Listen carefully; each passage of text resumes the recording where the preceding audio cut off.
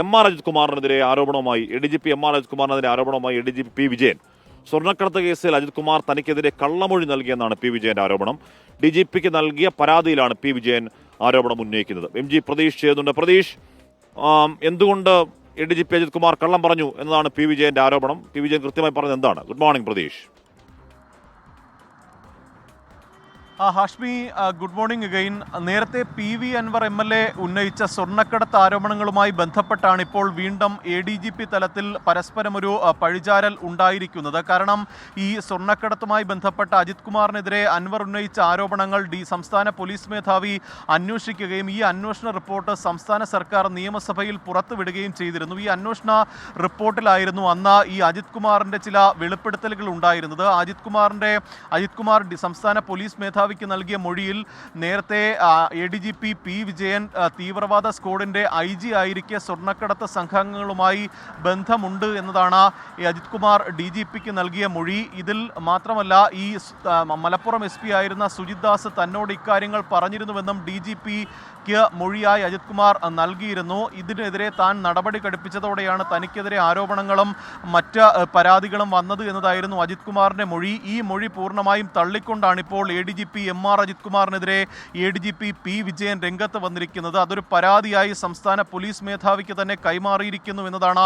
ഏറ്റവും പ്രധാനപ്പെട്ട കാര്യം. ഇതിൽ തനിക്കെതിരെ അജിത് കുമാർ കള്ളമൊഴി നൽകി എന്നതാണ് പ്രധാനമായും P. വിജയന്റെ ആരോപണം. ഇതുമായി ബന്ധപ്പെട്ട അന്വേഷണം നടത്തണമെന്നും അജിത് കുമാറിനെതിരെ നടപടി സ്വീകരിക്കണമെന്നുമാണ് DGPക്ക് നൽകിയ പരാതിയിൽ P. വിജയൻ ചൂണ്ടിക്കാണിക്കുന്ന കാര്യം. ഈ പരാതി നിലവിൽ DGP ആഭ്യന്തര സെക്രട്ടറിക്ക് കൈമാറി എന്നതാണ് നമുക്ക് മനസ്സിലാക്കാൻ കഴിയുന്ന കാര്യം. കാരണം നേരത്തെ ഇതുമായി ബന്ധപ്പെട്ട നിരവധി ആരോപണങ്ങളാണ് ഉയർന്നിരുന്നത്.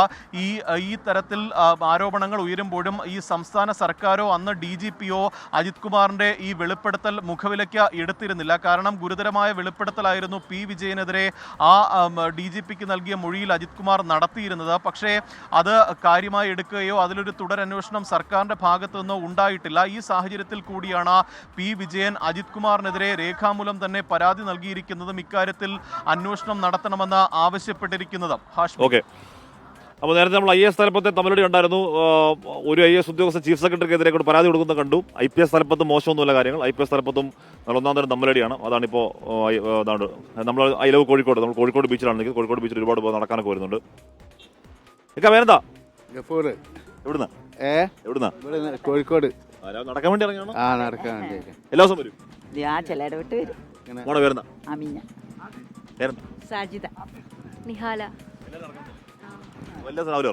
അങ്ങനെ അപ്പോൾ ഇവിടെ കോഴിക്കോട്ടുകാർ എന്തായാലും ഈ ബീച്ചിൽ പരിസരത്തുള്ളവർക്ക് ഇവിടെ രാവിലെ ഈ ബീച്ച് വന്ന് നടക്കാന്ന് പറഞ്ഞാൽ അവരുടെ റുട്ടീൻ, അവരുടെ ജീവിതചര്യയിൽപ്പെട്ടതാണ്. പ്രിയപ്പെട്ട പക്ഷേ നമ്മൾ തിരികെ എത്തും.